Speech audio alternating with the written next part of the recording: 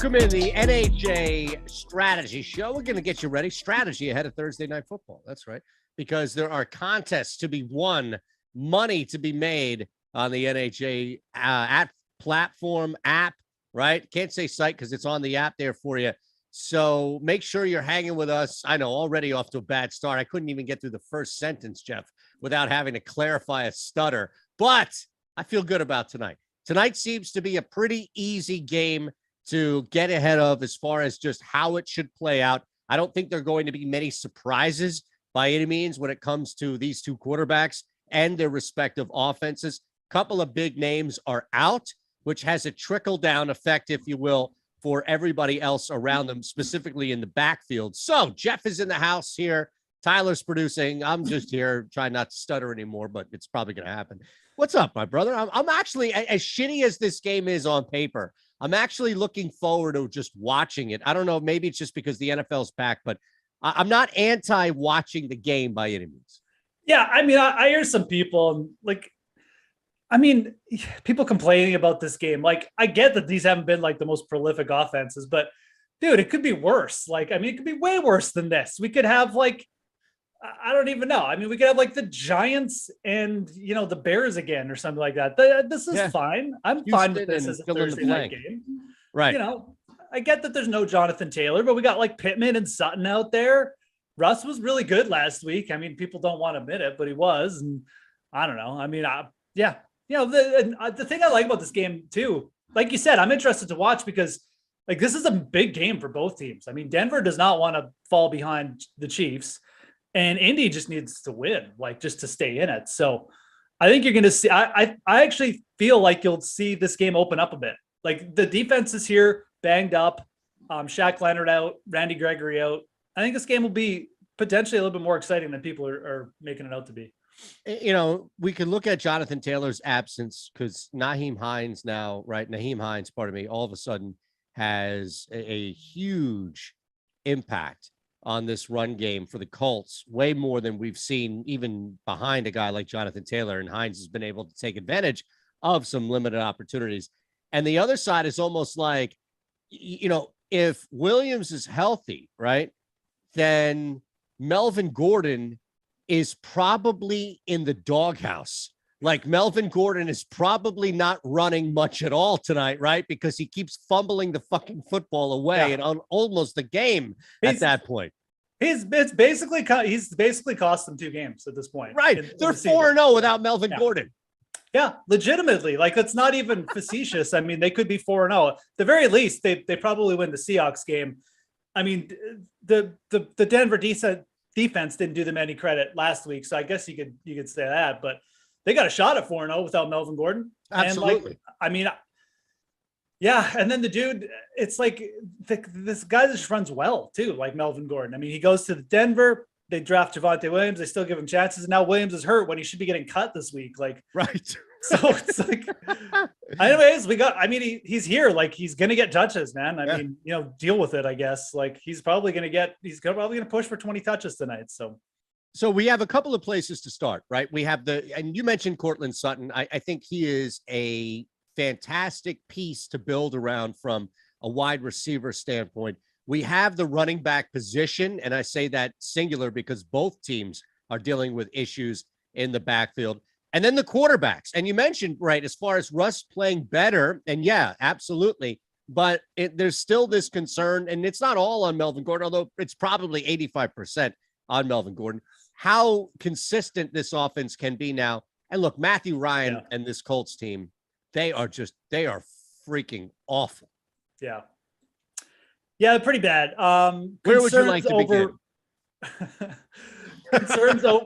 Concerns over what Matt Ryan is going to be able to do, and a little bit of concerns with Michael Pittman. I think like Michael Pittman is good enough to overcome a tough matchup, but it also wouldn't shock me if like Michael Pittman just was like, saw 12 targets and had like 5 catches for like 60 yards, because it's like Patrick Surtain's out there.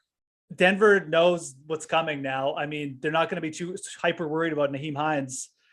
So yikes, it could just be an ugly output game. Maybe he gets there. Maybe Michael Pittman gets there on volume. And I have a lot of respect for Pittman, but yeah, like his prop is almost one for betting purposes, I'm just going to stay away. I think for No House, like it's a little bit of a different story. I think that you can obviously work them into lineups, if you're playing like for a big Denver win, maybe you're like taking an over on Russ passing touchdowns. I think playing Pittman as an over on the other side of it is fine. But over on receiving yards at 70.5 or receptions at 5.5. I mean, you can kind of pick your poison. I mean, like just for what we have them, just like for targets on the site, we have them projected around 8 targets. So, I think with the totals, maybe like think about the receptions, probably lean slightly towards the receptions if you're doing that, is where I would go. Just because, again, Denver's really good at like yards per play. They don't allow many big plays. Yeah. So I think probably Pittman on the reception side is where I would go. But again, we're just really talking strategy here with No House. Obviously, they're pick'em contests. You're creating lineups. You want your lineup to make sense down the board. And if you're playing for like a Denver victory here, Pittman, I think there's a lot of scenarios where he just gets there, even on a crappy night for their offense. Yeah, and I think that kind of on the flip side of it, if you will, with Cortland Sutton, you're going to get the same numbers here: 70.5 receiving yards, 5.5 receptions. I'd have no problem going over on either. In fact, I looked at earlier in the day as far as just going over in our same game parlay video, building a couple legs around Sutton, over receptions, over receiving yards. So I'm over both. I'm over 69.5 technically, and 6+ reception. So Judy with the rib, I know he's not quite back yet, right? So there's a clear pathway, and the Colts defense is no joke. Like, I'm not excusing it away, Geoff, but I'd have no problem going over either. I don't know if you share that, or you think there's a better option to go under. No, the thing is, like, I agree. I mean, I think this is actually a really good spot for Jerry Jeudy. Like the Colts against the slot have been almost automatic. Like Chris Moore, 3 for 3 week 1, Chris Kirk, 6 for 6 week 2 with 2 touchdowns. I think Jeudy could potentially push for like a 100-yard game here. It really wouldn't shock me that much. I think it's a good spot for him, but at the same time, like your point on Sutton, I mean, Sutton's props are too low as well. Yeah. I mean, he's acting as a number 1 wide receiver. His usage is like way up from last year. He's getting used across the formation. He's converting on big plays downfield. The red zone usage last week, and like his volume went down last week, but the Broncos, it was such a weird game. The Broncos barely touched the ball in the second half. Like I think Sutton's are too low, but I also like this game for Jeudy, which really just brings it back to, I guess we should be going like over on Russ props as well here or something. But I think these Denver wide receivers are going to dominate this game. I really do. I don't think the Colts secondary is very good. I mentioned the slot performance for the cornerbacks in Indy has been terrible. If Jeudy gets more usage there, and I mean, like they're moving Sutton around as well. So yeah, I think both these guys are going to eat tonight. I really do. And I like the way the Denver offense looked last week. It's just weird game flow, and their defense just did not give them many opportunities. So I kind of look for these guys to control the game with their receivers. Yeah, and I do almost, it's not to go back, or maybe this is a good way to look at this, because Gordon is 60.5 rushing yards. We also know that Mike Boone is in the mix here. Yeah. 35.5, right? And he runs hard. He does. He's not terrible. He's not a very good receiver. He dropped the ball last week, but he's going to get mixed in. They don't need to throw him the football, as you just laid out a couple of guys that Russ can definitely deal to.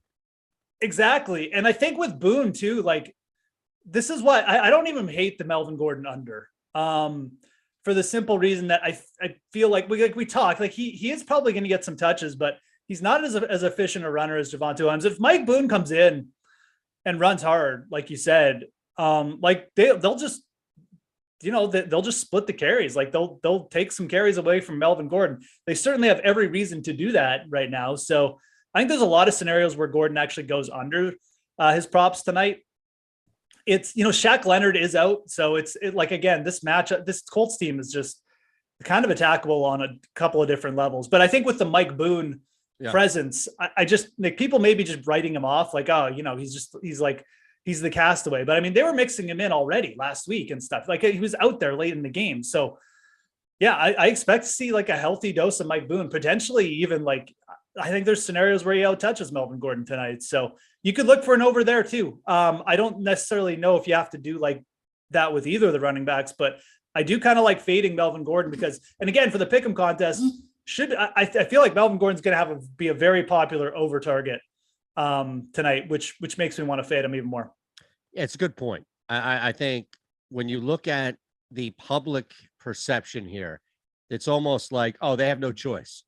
They're going to have to run Melvin Gordon.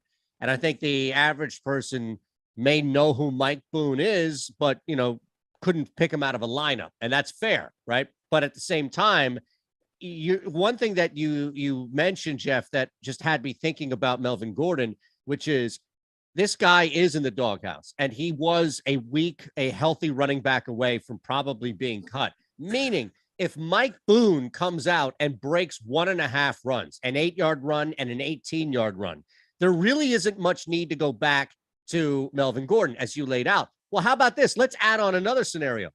Who on the field tonight is most likely to fumble the football? There's only one guy, right? Like odds-on favorite to fumble. So if Melvin Gordon in the second quarter fumbles the ball when they're on the Colts 28-yard line, that's another reason why I think you'll see Gordon just take a back seat, even if Boone isn't cooking, if we say on the field. So I think there are so many different ways in which Gordon just has an under tonight.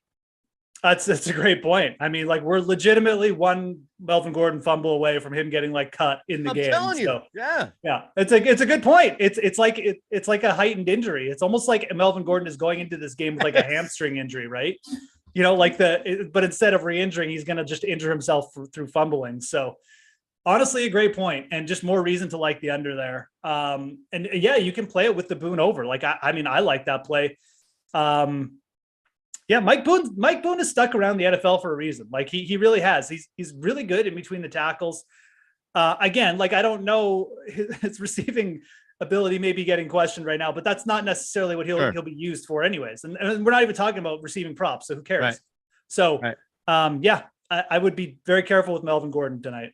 All right, let's keep it moving here. A couple of other names. Well, we'll get through everybody here. It's one game, one night by all means. And as you can see here, with Geoff, or now above us, as Tyler has put what we're talking about here on the app, you can get your deposit match up to $50. All right. All you need to do is just sign up, use our code. You can see the Pick'em contest for the cash prizes, also the versus the house, where you can win up to 20 times your entry fee. So you can take all the analysis you're getting here as far as overs and unders, because you'll see overs and unders on the 20X win the house as well. So we have you covered. We have our own projections, free on Stokastic, and our optimal lineup, which is just that, plug and play. We take exactly what you have, and then you can plug and play it in there. All right. So with that said, my friend, we did, and our projections are updated, just so everybody else out there who's following along is kind of like, what's going on? We got you covered here.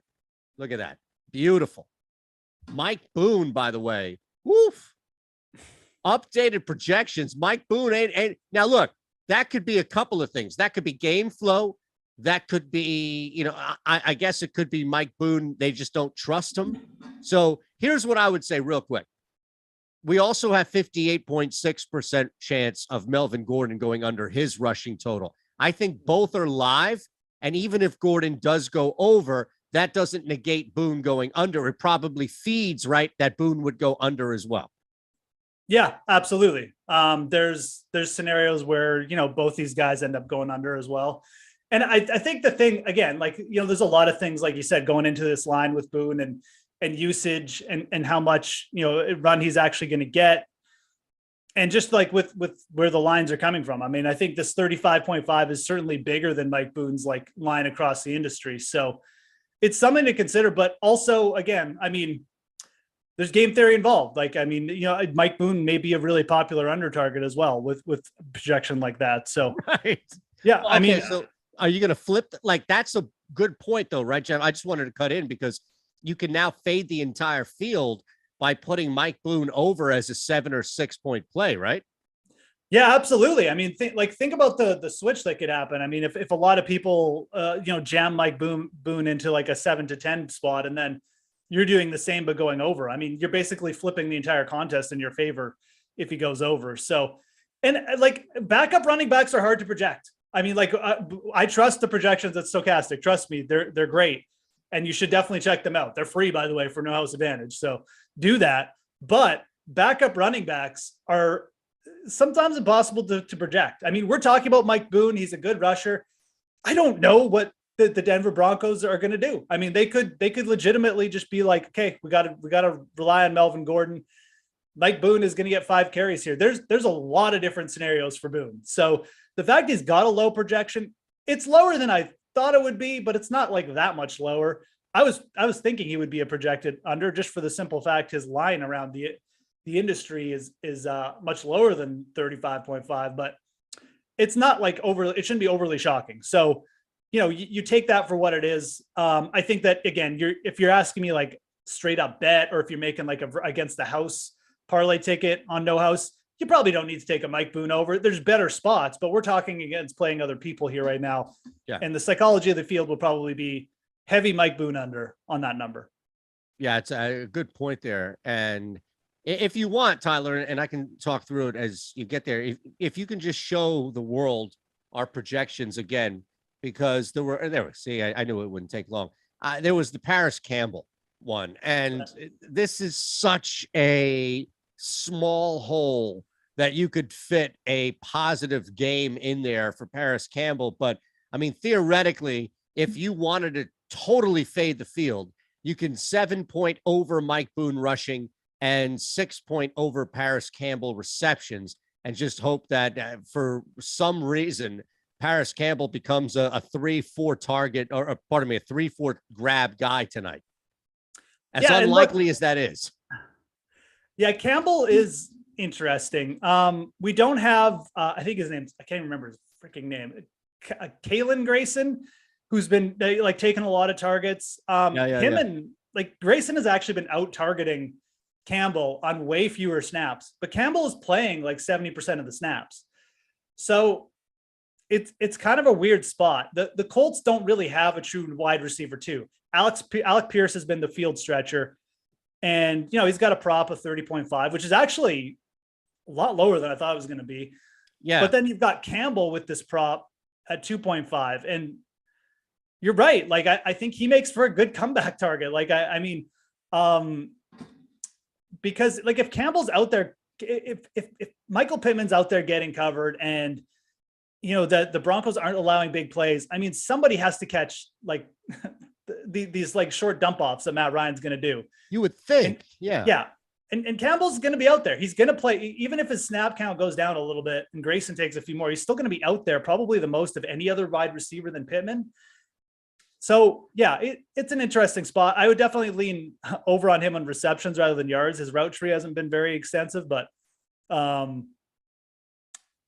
Colts wide receiver 2 spot is very much like Mike Boone. It's hard to project. A lot of these players aren't playing big snaps. The target count has been everywhere. Mo Alley Cox, who we don't even have, has been like shooting up with a few extra targets. Jelani Woods, like the tight ends for the Colts have been used more, but yeah, Campbell is another good, like, I think contrarian move to think about.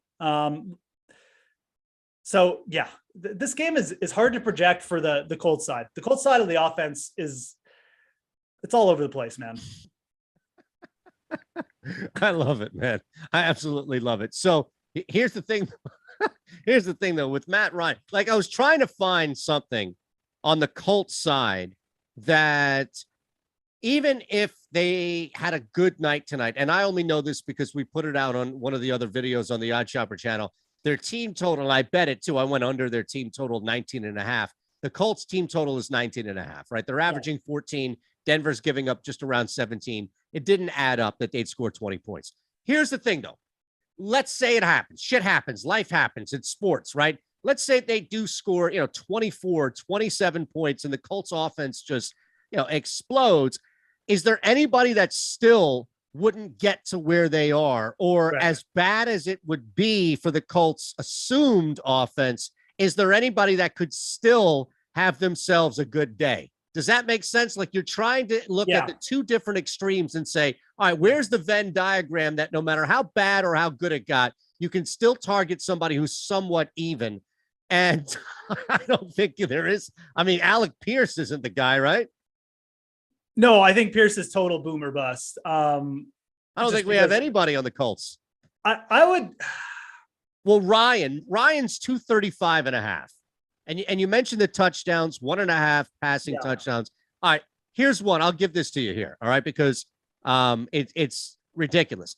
Only 5 Thursday night games, but his TD to interception ratio is 4-7. Going over a pick tonight against that Denver defense doesn't seem bad. No, I definitely like Matt Ryan. I saw your face, by the way, on that. I know it's a small sample size, but that's pretty bad. It's still pretty bad. Yeah. Right. And like, it's weird. I mean, some quarterbacks, the quarterback's primetime record, they seem to really just like, they're either bad or really good in primetime. It is something I always keep track of. I like the Matt Ryan interception. I think there's a good chance he'll be passing late in the game anyways. Kind of like Jimmy Garoppolo was passing late against the Broncos and then coughed one up. I think Matt Ryan could be in a very similar situation. And I will give you a Colts skill player that I think you can semi-rely on regardless of game flow. And I think it is Nyheim Hines. Denver's banged up front. Randy Gregory's out. I think Hines probably gets there regardless of game flow. I think that the Colts will try and run him anyways. His rush yard prop is what? Is it still like 30.5? No. I just want to make sure that we have the exact number. 30.5. Yep, you're right. Sorry. Yeah. Like, I think Hines will have a good shot of hitting this. I wish we had like a receiving prop for him up for like 2.5 receptions, but I think that Hines is probably like the most reliable player there tonight. I mean, again, we talk about all these wide receiver twos. I don't know what they're going to do. I can't say that Paris Campbell is even going to get like enough targets. And Paris Campbell may end up with like 2 targets.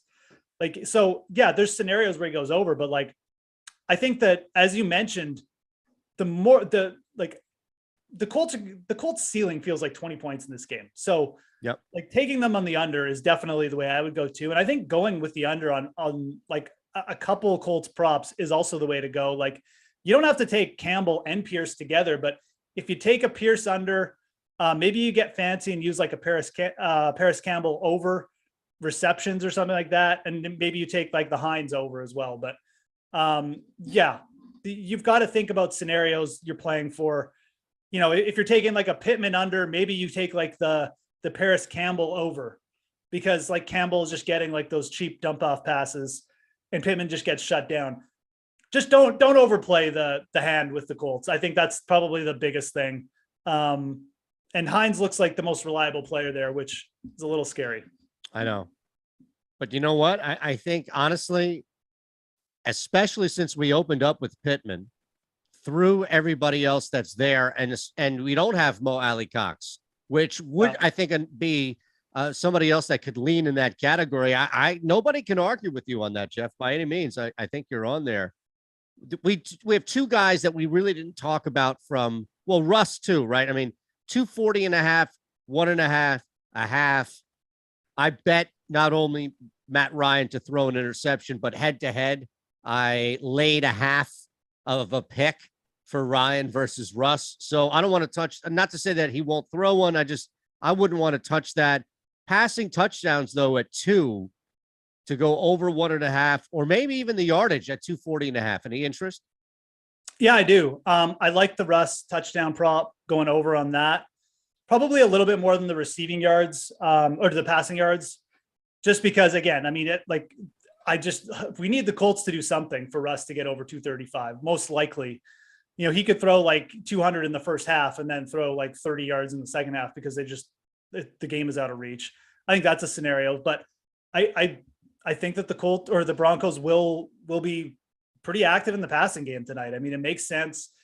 They're attacking a secondary that isn't that good. Russell Wilson was really good last game. So the 1.5 passing touchdowns, I'm pretty interested in.